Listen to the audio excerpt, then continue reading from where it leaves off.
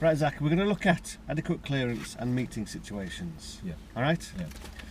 As we're driving along the road, as we know, we're going to come across other vehicles parked, moving, left and right sides. Okay? If we imagine that we are driving around and we have a bubble surrounding our car, okay? Yeah. Our normal driving position is how far away from the curb? 1 meter. Yeah. So we have a 1 meter gap from you, the car, and that curb. All right? Yeah. Generally, we have about a meter gap between you, the car, and the centre white line. Yeah. Okay? So we have that bit there. Okay? Right. That's to stop us from obviously hitting cars coming towards us and obviously going up the pavements and running over pedestrians. We have the bubble in front of us as well. Okay? Yeah. We know about the 2 second rule. The 2 second rule is where we are following cars who are moving along. Okay? That will change according to weather conditions and also information you've got behind you. Alright? Right. Yeah? If it's raining, as we know, it increases to 4 seconds. When it's snowing icy, it increases to those 10 seconds. Right. Okay. Alright? Yeah. If there is a car behind you that's following too close, that car behind you isn't the 2 seconds. What you will do is you'll increase the gap between you and the car in front. So instead of being the 2 seconds on a dry road, you might increase it to maybe 3, maybe 4 seconds. Right. That will allow that car behind you more time to react to what you're going to do. Okay. Yeah? Does that Yeah. make sense so far? Yeah, but I mean, if he follows you, if you keep keeping that gap and you moving your car forward, and he sort of follows you behind you, Yeah. and he's not keeping, he doesn't know that this is the reason why you're moving, Yeah. but he's following you close behind again. That's fine. What you're doing is because you are slowing down, increasing the gap between you and the car in front, Right. you're in essence, you're controlling the speed of that car behind you. That Right. car's driving too close to you because that car wants you to go faster. Right. Okay. Yeah? Yeah. So you're not going to go faster because you're thinking about your safety. Right. Right? Because Yeah. what happens is we have distances, don't we? Of our We do. different levels of observation, don't we? Yeah. Alright? Yeah. 2 seconds is there, isn't it? Yeah. What we're going to do is we're going to increase that gap to the early warning signs. So in other words, you're looking further. So if we imagine we're looking to that Christmas sign there, that's about 2 second gap between you and a car in front. Yeah. Yep. Yeah. What you'll end up doing is you look further away, look to the power tool sign. Okay. All right. So that's where the car's going to end up going to be the one that you're following. So you're increasing your protective bubble in front of you. Right. Because what's happening is you see something happening where the power tool signs are. Yeah. You start slowing down straight away, earlier and gentler, which then prevents the car that is travelling too close behind you from parking in the boot. Yeah? Okay. So it's not a fixed bubble, Yeah. it's an egg-shaped bubble that you can extend Okay. forwards. Yeah. Okay? Yeah. Yep. So we've mentioned the meter either side, and obviously now we've mentioned the one in the front and also the one in behind. Yeah. Yeah? Yeah. Yep. Sometimes when we are going through tighter situations where we've got parked cars left and right, we can't always get that meter gap between you and the car inside and you and the car this side as well. Right. Okay? So if there's less space, less speed. Right? True. Yeah. But we don't want to be doing that too often because we don't want to be getting door mirror to door mirror, because if it comes up to the driving test, the person will fail the driving test. And also if we get too close, if somebody does decide to open the car door, we're going to park in the car door. Okay. Alright? Yeah. That's making sure that adequate clearance. Right. Alright? Okay. And judging distances between you and fixed objects, we're going to have to think of reference points in the windscreen or references around. Okay? Right. Yeah? And what if you say that word? References. When you say references, what do Yes. you mean by references? As in reference points. As in, if you're driving along the road, normally the curb is somewhere inside of your windscreen, isn't That's it? right. Yeah. Yeah. The parked car will also be somewhere inside of your In windscreen. the same place. Yeah. If you're travelling along and there's a car coming over onto your right hand side, if there's only part of the car inside of your windscreen this side, Right. we know there isn't enough room. Okay. Yeah? Yeah. Does that make sense? Okay. Right. Any questions with that so far? No, the only thing I didn't mention was the bubble. Yeah. That was the only thing that you can extend the bubble and Yes. do this. Yeah. That was the only thing. But I knew the adequate clearance, what it really meant, and where you were supposed to be. Yeah. Now with the meeting situation, let me see you give me the briefing on that now. Okay. Right, meeting situation. The meeting situation is where the obstruction's on our side or the other side, where we are going to have to give way or potentially stop to allow somebody else to do some kind of manoeuvre. Okay? Yeah. Meeting situations is where we are meeting a car coming in the opposite direction. Simple as that.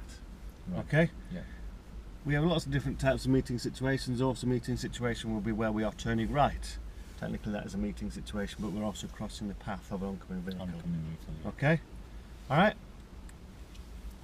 So with the meeting situations, we're going to do the same 5 things that you would do normally with your turning left, turning right, or anything at all. Alright?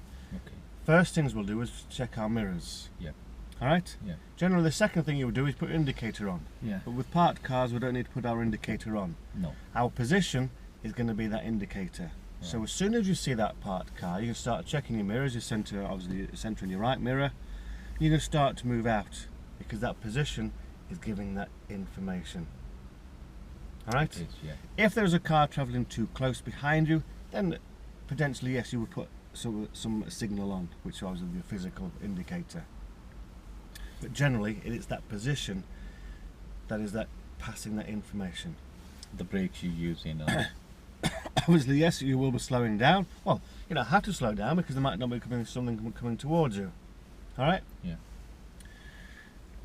If there's nothing coming towards you, then you're perfectly fine. You can continue out. You don't need to put any brakes on. But again, it's that position.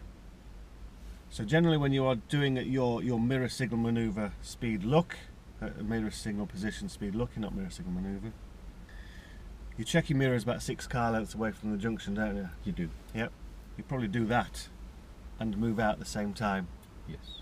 Because the earlier you move out, the more information you are getting and the more information you're passing. Yeah. You mentioned about not getting too close to the parked car, because the reasons being that if you get too close to that parked car, people will think that you're parking up. Yeah, they'll overtake you. Yes, and they'll go past you, which will then stop you from making that progress, which is continue along the road. Okay? Yeah. Depending on the size of the car will depend on how far away from that car you are going to stop if there is a car approaching you. Right. Alright? Okay. If it's a larger vehicle, it makes sense you're going to stop a bit further away. Yeah. If it's an ordinary sized car, again, you're going to stop at the suitable distance. The suitable distance is generally about 2 car lengths Behind the car. behind the car if you have to stop. Okay. So you're in this position here, which is just left the centre line. Brake lights are on. You can see the approaching vehicle, and the approaching vehicle can also see you. Dead easy. Alright, if you do stop too close, it makes it harder work for you to see, harder work for you to go past that car. Also passing the wrong information, which is what people think that you've parked up. Probably very badly parked up behind it, but parked up behind it. Because you have those little plates on the car, people can be a little bit impatient. Mirrors, signal, position, speed, looking. If there's nothing coming towards you, you don't need to slow down, but you need to be looking to get that information. And what's going to help you look, again, is that position. So the key thing on this is making sure you've got that correct position nice and early so you can see. Alright? Obviously this diagram shows you where there is a car coming towards you. You obviously need to be able to gauge the timing of you and approaching that vehicle and that oncoming traffic approaching that same parked vehicle. If there isn't enough time for you to go past it and safely back in without causing that vehicle to slow down, then you're going to have to stop. Yes, there is that hold back position which we've already mentioned, which is the 2 car length. Yeah. Alright? Yeah. So yes, your brake lights will be passing information to those other road users that you're having to slow down for that the approaching vehicle because of the obstruction on our side. Yeah. Yeah? Yeah. Once the oncoming traffic has cleared, then obviously it's safe to go. Just again making sure that it's safe, looking over that right shoulder, checking your blind spot. Once that vehicle is inside of your left door mirror, you can then check in your centre in your left mirror, moving back into the ordinary position. And off you go. What about the third position then? Third position is where we have the obstructions on the right hand side and the oncoming traffic is already out on our side of the road. Okay. Because some people do park like that. What you are going to have to be doing is sometimes you may miss these things. Sometimes that other car driver may miss these things. Okay? Yeah, We all have those little mistakes from time to time, don't we? we do. Yeah? Yeah. So the idea is obviously not for you and the other car to actually touch bumper to bumper. You're going to have to do a little bit of forward planning. So the forward planning would be, yes, the obstructions on the right hand side, you have that right of way.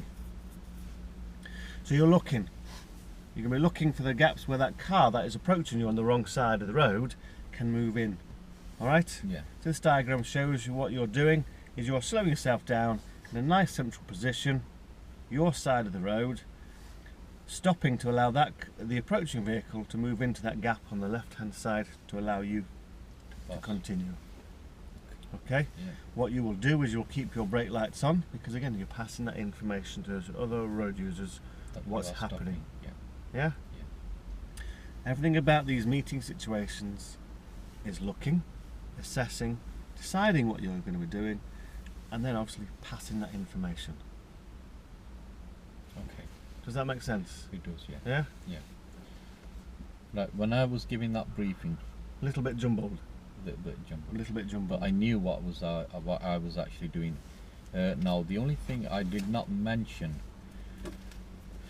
was that when you're stopping that car Yeah. on the right hand side, but on the left hand side of that centre line, you do have your brake lights on, and Yeah. the cars behind you know you're stopping, Yes. so they will stop behind you. Well, you'd like to hope so. Well, it depends on the driver as well. They do Yes. pull out as well. Yes.